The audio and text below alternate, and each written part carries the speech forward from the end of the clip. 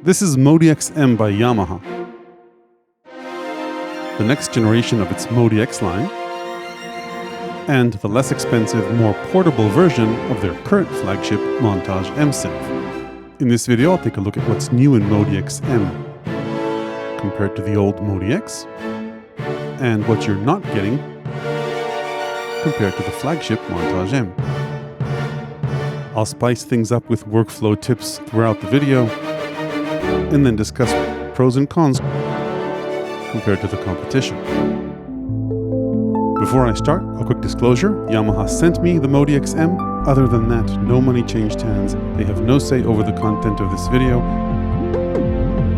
and don't get to see it before it's published.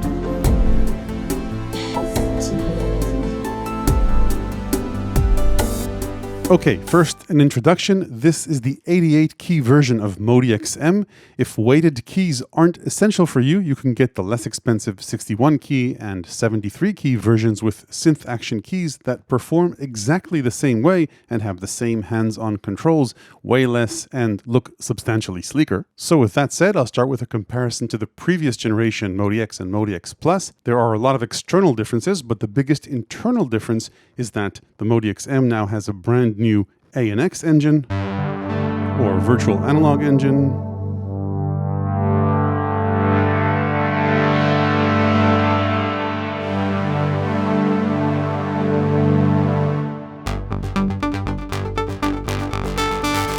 unlike the AWM2 engine, which is predominantly sample-based, though it has filtering, and the FMX engine. The AN-X engine lets you dive deeper and explore various sound design capabilities that originate from analog instruments, including multiple oscillators, dual filters, various analog-style FM, ring mod, and wave shapers, multiple modulators to modulate everything, filter drive, which can get nice and tasty, oscillator sync, and these now support smart morph. I'll talk about that later.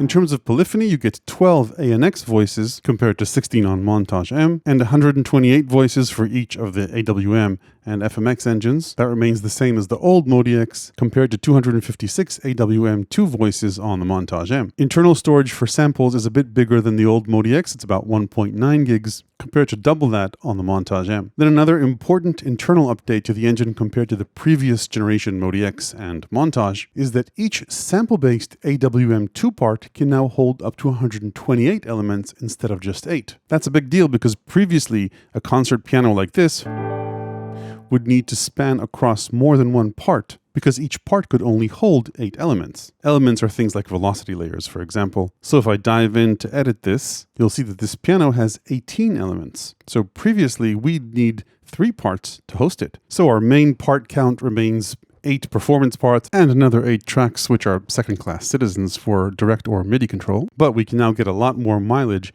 out of our parts. Just as another example, this one part has 67 elements, which has different articulation. For example, whether you play with a low velocity or fast velocity. This strum isn't an arpeggiated pattern, rather it's different elements playing with different timing. Then finally, in terms of better guts, the sample-based instruments now get double the internal storage. So like Montage M, we've got over 10 gigs of internal samples here, compared to a little over half that in the last generation MODX. By the way, you can load up 24 user libraries as opposed to 16. You also have better polyphony on seamless sound switching, so transitions are more likely to be smooth.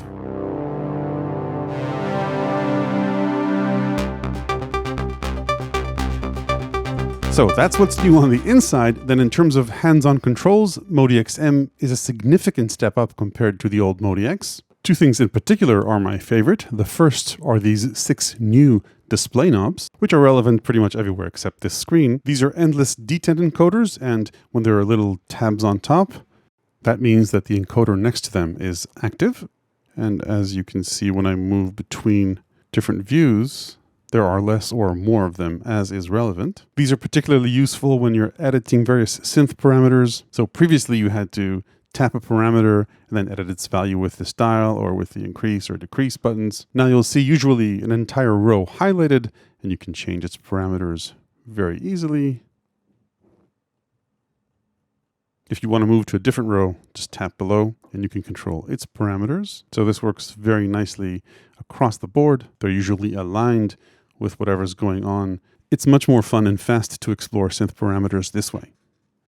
Then the next new control element in MODX M compared to MODX that I've really been enjoying are these new part and common buttons.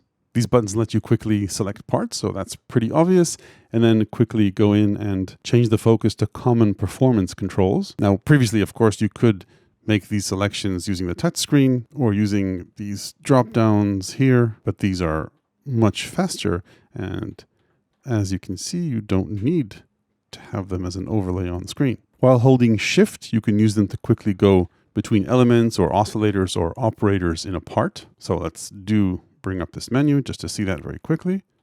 You can see how I zip between the different elements, the different parts. You can also quickly go to the part common scope with Shift. So much more convenient than this pop-up. And likewise for mutes, rather than tapping on screen, you can hit Shift and part select and mute or unmute parts. Okay, moving on, we still have only 4 quick edit encoders, unlike Montage M, which has 8. This has 4, like the old MODX. But first, we've got a few more things they can control, as is labeled on the panel. And a nice addition, I never thought I'd say this, but I really like this pop-up. As we go through the different parameters, we get a visual representation of what it is they control. This is particularly nice when we get some graphics. The refresh rate, by the way, can get very slow depending on what's going on screen. This doesn't impact the sound, by the way. It's just the refresh that is slow. I hope they can make this faster, but even if not, it's better to get the graphics than not. And what I particularly like is they show you the context you're in. So for example, now we're controlling part tone parameters, but if I go into the common scope, then you'll see that here front and center. And this context, of course, is very important. So if we're in the common scope, we're controlling, say, the filter cutoff of everything in this performance, whereas if we dive into the parts, then we're only doing it on a part level. Same goes, of course, for all the other parameters, whether per part or common. And then another bonus is that we have these labels so that if we go, say, into assigns, especially in the common assigns, then you can see what each knob does. A lot of the factory performances are labeled, so that's great. And don't forget there are 2 pages of these. Not always labeled, but sometimes they are. And labels are mostly on the common scope, so if you dive into a part, these may or may not be labeled. This also lets you see, by the way, exactly what the super knob controls.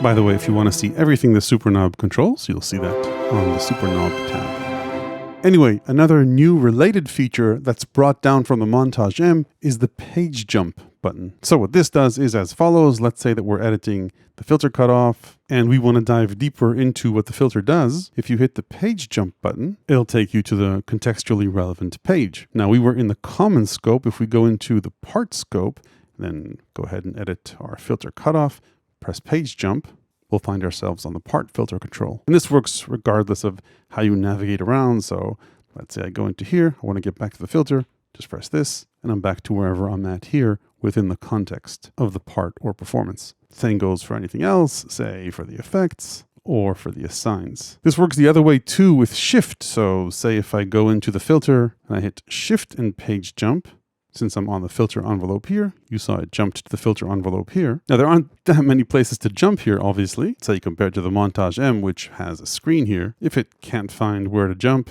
since we don't have controls for this page here, it just won't jump anywhere. The next control improvement over the first generation MODX, we now have 8 faders instead of 2 banks of 4. By default, these control part levels, but you can dive in and have them control either elements, operators, or oscillators based on the part type.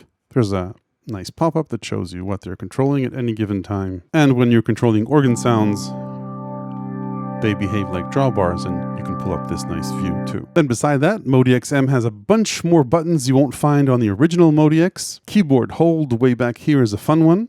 It works the way an arpeggiator behaves, but also on non-arpeggiator sounds. So it'll hold the chord, then you can swap it and swap it again, and any notes not in the old chord won't be held anymore. There's also direct portamento controls.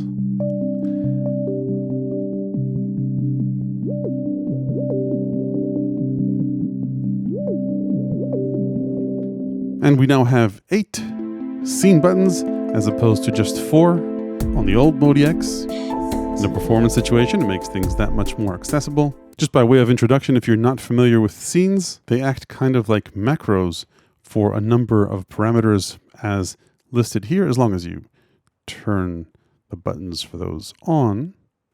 So you can swap arpeggiator patterns or the motion sequencer, control various arpeggiator parameters, control the mix. All these things can change on a per scene basis. And then speaking of the super knob,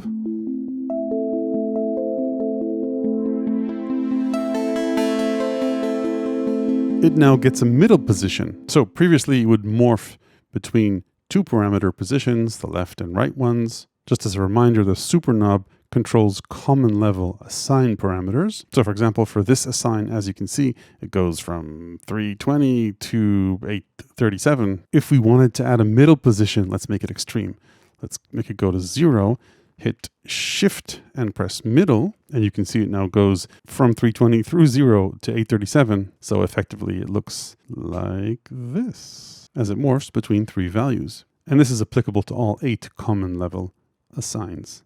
And then finally, as far as interesting new buttons are concerned, I think you'll find the navigation button really useful. So this gives you a bird's eye view of the context you're in right now. So now we're in the common context. You can see the signal flow throughout here. And like any proper map, you can tap to navigate. And it's also useful if you get lost. So let's say if I'm diving in to edit an element and I don't exactly remember where I am, you can see that here on top, by the way. So you can see I'm on operator 4 in part 1. But if you press the navigation button, you'll see a little pin that shows you where you came from. And the map changes based on the part type. So this is an FM part type.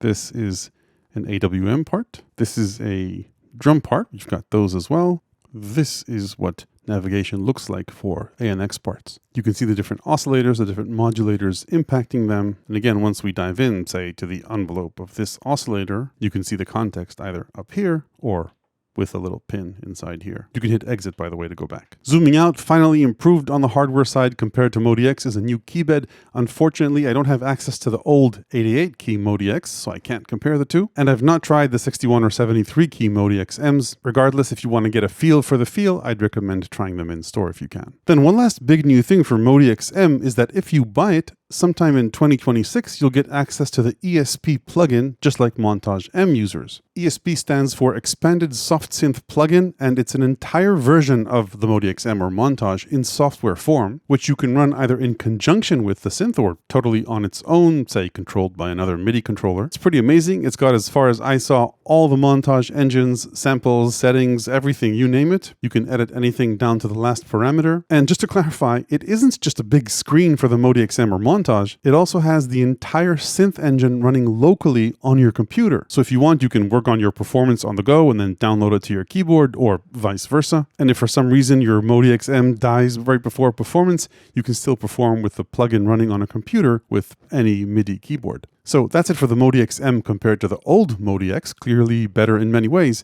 But what are you missing out on if you get the MODX M and not the Montage M? First, the two are completely compatible in terms of sounds, presets, and content, so anything that can run on one can also run on the other, just with less polyphony here. And a big thing you're not missing out on, literally, is weight. For example, the Montage M8X is all metal. It has a very premium build. It's built like a tank, but also weighs like one. The MODX M, on the other hand, I think is all plastic. Regardless, it's significantly lighter and more portable. So that said, weight aside, the Montage M obviously does have quite a few advantages. The first thing that stands out as obvious is its parameter screen and accompanying 8 knobs and 8 buttons, as opposed to no screen and only 4 knobs or endless encoders here. So whereas here you can only control 4 parameters at a time, and you're limited to whatever is written here on the panel, except of course for the assign knobs. On Montage M, you've got 8 encoders, so you control 8 parameters at a time, and you've got buttons above the screen to tab between different tabs in the interface and multiple pages in the interface, and you can control significantly more parameters as opposed to just what's written on the panel. I have to say though, that disadvantage is somewhat offset by the fact that we have these screen encoders right here. Remember, you can jump between rows. Anyway, if we didn't have these, I'd be much more bummed out about not having a screen here. But since we do, we're not in that bad of a shape. The knobs on Montage M have LED encoders, which is obviously nice, and the faders have LEDs as well, so that's also a nice premium touch that's not available here. A big advantage of the parameter screen on Montage M is that you can leave parameters active on it and then navigate wherever you want on the main screen. So at any given time you've got control of the 6 display parameters and another 8, which you can clearly see what they do. That said, all the parameters that are available on the fancy screen on the Montage M are available here, so feature-wise or parameter-wise, they're totally identical. One more advantage for Montage M is that you can set its 8 knobs to multi-part mode, where they control the same parameter across multiple parts. So for example, if you're on the mixing screen, you can set them to control panning or sends. Here the fastest alternative would be to choose a part and then control its pan or level or sends using the display knobs. Like I mentioned earlier, Montage M has more polyphony, and overall it feels zippier and beefier in terms of processing power. So jumping between tabs here can be laggy, whereas on Montage M, these screen transitions are faster. It's not all that bad, but on Montage M, it just feels like things happen faster, even if the screens are busy. Now, I'll just say this again, the lagginess doesn't impact the sound. So you can hear, for example, the filter control is really smooth, even though the screen refresh rate isn't that fast. Speaking of the screen, the one on Montage M is more contrasty. This one just feels a little less premium. And then another curious difference, the 6 screen encoders on Montage M aren't detent encoders. So for example, these endless encoders are smooth and you've got really good control to sweep from end to end quickly. Having detent encoders works really well when you need to choose from lists, because you can do that very precisely, but sweeping through parameters takes a few more turns. It's still better than tapping and going to the data dial, which took even longer. So I guess there are pros and cons to this. I don't know which I'd prefer actually, because quite a few items here are organized in lists.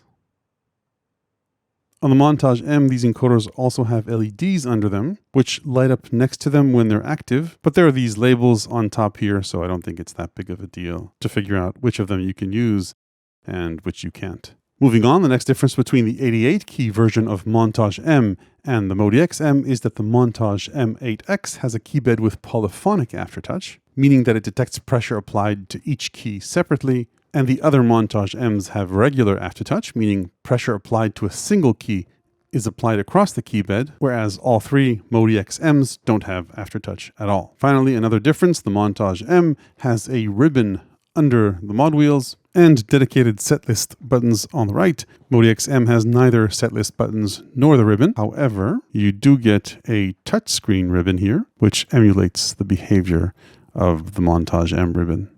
Then on the connectivity side, Montage M has 2 additional assignable audio outputs. In addition to stereo inputs and outputs like the MODX M, both have a headphone output as well. The foot switch and controller connectivity is identical, 2 foot switch jacks and 2 expression jacks. And as far as MIDI I/O, both have a 5-pin MIDI in and out, but Montage M also has an additional MIDI through. Montage M has 2 USB Type A jacks as opposed to 1 on the MODX M. You can use these for MIDI and for storage. And then both have a single USB Type B port to connect to a computer, both for data transfer and multi-channel audio, though Montage M goes up to 16 stereo channels out and 4 stereo channels in, compared to only 5 stereo outs here and 2 stereo ins. So besides all that, the workflow is totally identical between the MODX M and the Montage M. If you'd like a detailed tutorial for that, check out my Montage M video. I'll link to that below. Everything I show there explains what's going on here very well, so rather than repeat myself, I'll link to that video. In most of that video, I use the main screen, and for parts where I use the secondary parameter screen, which is mainly the discussion of the ANX engine, like I mentioned earlier, any parameter that you can edit on the secondary Montage M screen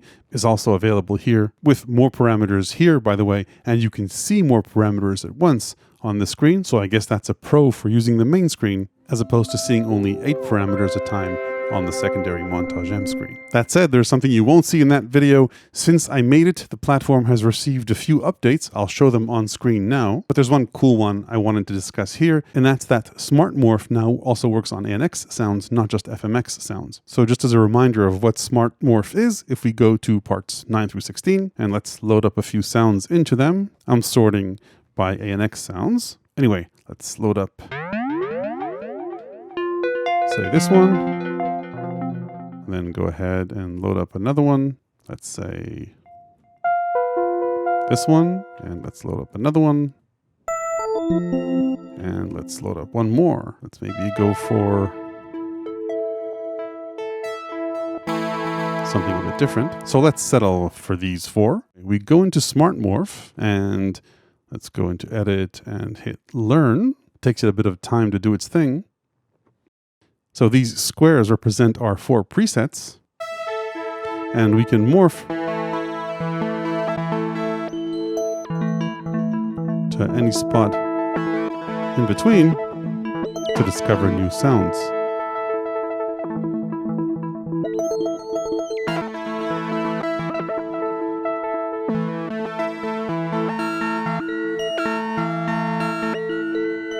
And as I discussed in my main tutorial video, you can also smart morph your way through these sounds. And just as a reminder, you can also motion sequence this. See my video for more information about that. And then another new interesting development that's not really a montage feature, there's a free utility that converts multi-samples to and from various formats, and it now supports converting to Yamaha compatible files. It's called ConvertWMoss, and it lets you import into here, for example, any number of sound font files you can find on the internet. And if you want to create new ones, say to auto-sample a plugin you want to import into here, you can use the free MPC Beats to multi-sample any plugin or hardware, and then import those sounds over here using ConvertWMoss. So, for example, I offer a ton of multi-samples on my Patreon. All of these were converted and imported here, and now run locally.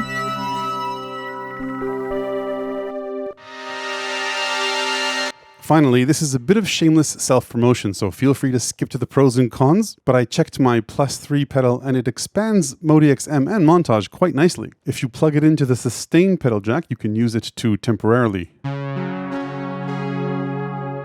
or indefinitely drone notes, including adding notes while others are droning, as long as you've got enough voices. This is different than the keyboard hold feature, which will swap out old notes with new ones unless you play chords.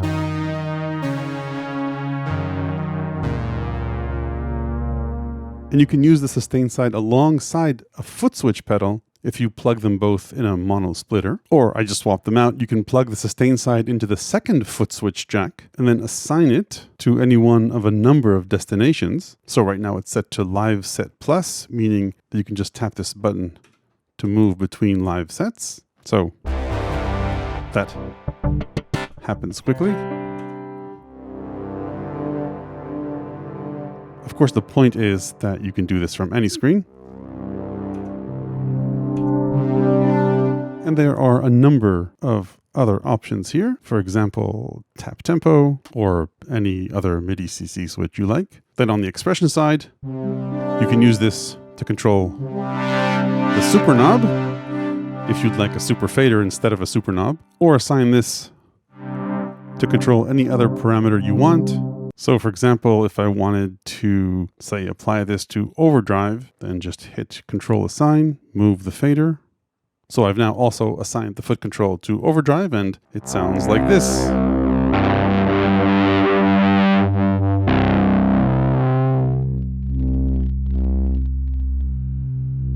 You can, of course, use this as a macro for additional destinations as well. Okay, let's talk about pros and cons for MODX M. On the pros side, you get a less expensive and more portable instrument that is 100% preset and sound compatible with Yamaha's flagship Montage M workstation. It does have fewer hands-on controls, less polyphony, and other differences I discussed earlier, but it's got all the same synth engines, effects, presets, sound layering, and performance capabilities. The strength of this platform is the sheer number of sounds that it has and the speed with which they can be loaded and seamlessly transitioned to, making it a sound designer's dream. And if you're in a band and are asked to bring up a particular sound people are looking for, most likely there's an exact or similar preset baked in that you can use or adapt. Or worst case, you can multi-sample a sound generated elsewhere and import it in. Multi-oscillator synths are nice, make no mistake, but it's also nice to be able to pull off things like this every now and then. And its strong 10,000 plus arpeggiators means that you can pull off layered soundscapes like this.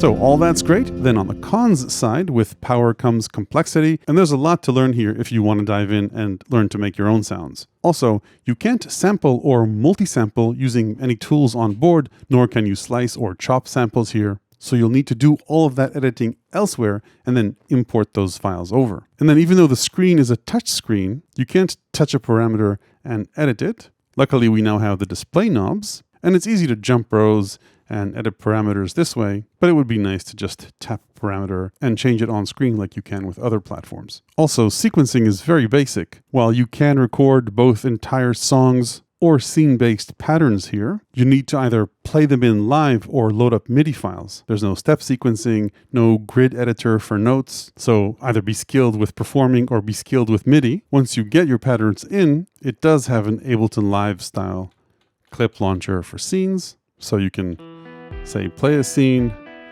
then move to a different one, and a different one. You can't edit parts, by the way, while the sequencer is playing, so you need to stop transport and only then dive into edit. Anyway, competitively speaking, on the sequencing and sampling side, there are better options. And then in terms of polyphony, just be aware that you only have 12 ANX voices compared to 128 sample-based notes and another 128 FM-based notes. So be mindful of that when loading up ANX parts. You might find similar sample-based or FM sounds if you really need the polyphony. So that's it for MODX M. If you'd like tons of multi-sampled modern analog instruments for it, you'll find that on my Patreon, along with my ever-expanding book of electronic music ideas, tips, and tricks. Hit like if this was useful, ring the YouTube bell below if you want to make sure you don't miss the next one. Thanks for watching.